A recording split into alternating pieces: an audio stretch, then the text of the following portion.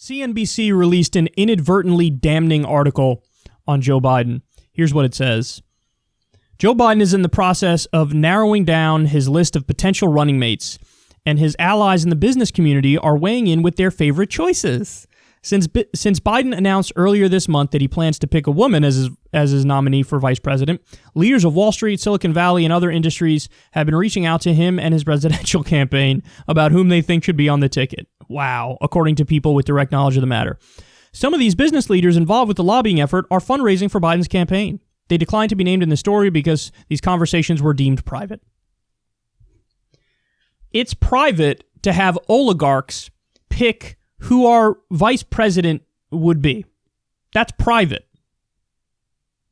It's private. This is the same way, Iran, the Ayatollahs pick who your choices are for president. This is the same thing. That's what this is.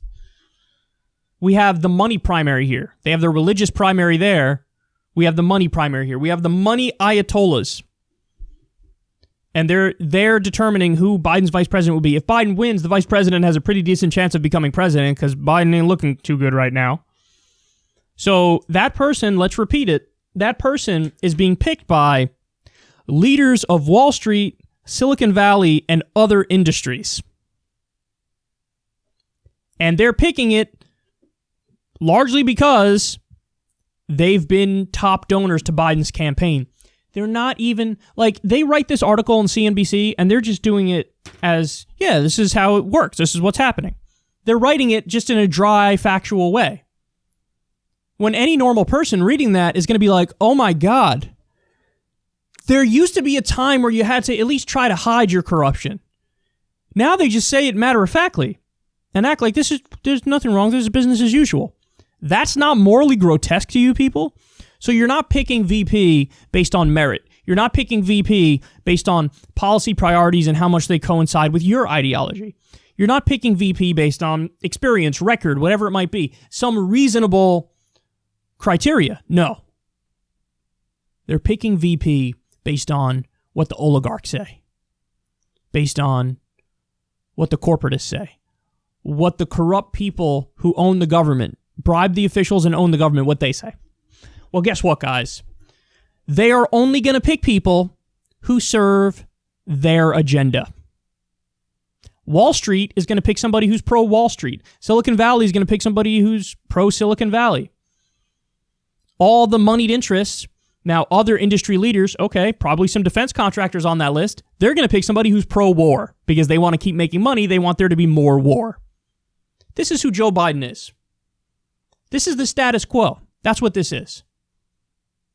We went from 2008, change we can believe in, Obama's slogan, to 2020, and I'm not joking about this, there was an article that was just written in The Atlantic called Stay Alive, Joe Biden. Hope and change we can believe in, to Stay Alive, Joe Biden. We're going to prop your carcass up like the movie Weekend at Bernie's. We're going to roll you out there. We're going to put you in a corner in a rocking chair in the White House, and we'll invite in the same. Goldman Sachs is running Trump's administration. He's got Goldman Sachs people all throughout his administration. We're going to have other Goldman Sachs people run Biden's. Other JP Morgan people, other people who crashed the economy and then got bailed out and then paid themselves bonuses and screwed over workers and screwed over the people. These are the same people. We're going to put them back in charge. The people who did the no strings attached bailout to Wall Street, they're going to be back in charge. There's other ones doing the same thing right now. So Noam Chomsky says it. You don't have multiple parties in America. You have two factions of one party, the business party. They all represent big business. See, this is what we mean by corporatism. It's corporate socialism. The rich companies, they get to loot the treasury whenever they want. That's what these bailouts are.